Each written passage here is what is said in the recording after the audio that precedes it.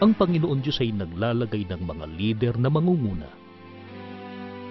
mangangalaga, at papatnubay sa kaniyang kawan. Tulad ng mga apostol sa kanilang pangunguna sa unang iglesia, ginagampanan ng pamamahala ng Iglesia ni Kristo ang tungkuling iniatang ng Panginoon Diyos sa kanilang balikan. Bilang katiwala ng ministeryo at ng salita ng pagkakasundo o ebanghelyo, ipinahahayag ng pamamahala sa Iglesia ang mga salita ng Diyos at matyaga nilang tinuturuan ng mga kaanib ng may buong karunungan. Inaaliw nila ang Iglesia sa panahon ng kalumbayan at hinihikayat na mamuhay ng matuwid at karapat-dapat sa paningin ng Panginoon Diyos. Pinalalakas nila at pinauunlad ang buhay espiritual ng mga kaanib upang maiharap sa Diyos na sakdal at walang kapintasan at karapat-dapat sa kaligtasan.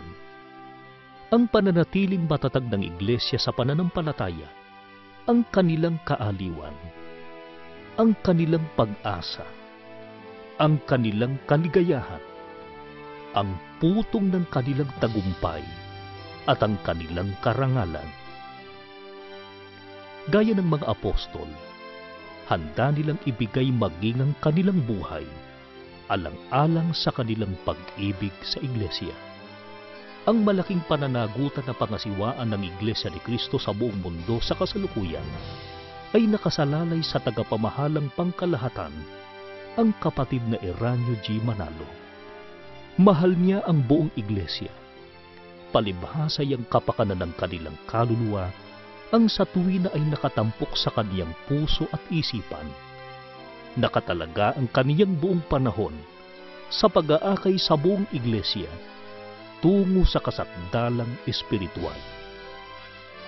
Sa bawat pananalangin ng Iglesia ni Kristo, hindi kailanman nawawaglit sa mga kaanib na ilapit sa Panginoon Diyos ang ukol sa pamamahala ng Iglesia, sapagkat dahil sa kanilang patnubay at pagmamahal, ay napananatili nilang kaugnayan natin sa Panginoon Diyos at sa ating Panginoong Hesukristo.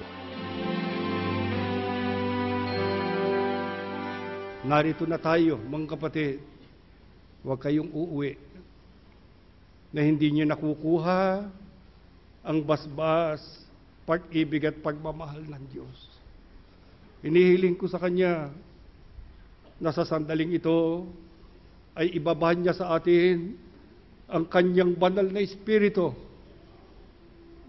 Ibabahan niya sa kapulungan ito ang isang malakas na kapangyarihan na siyang pupukaw sa ating damdamin para tayo magpanibagong sigla at magpanibagong lakas at hawakan nating buong giting at tatag ang pananagutang tinanggap natin sa Diyos.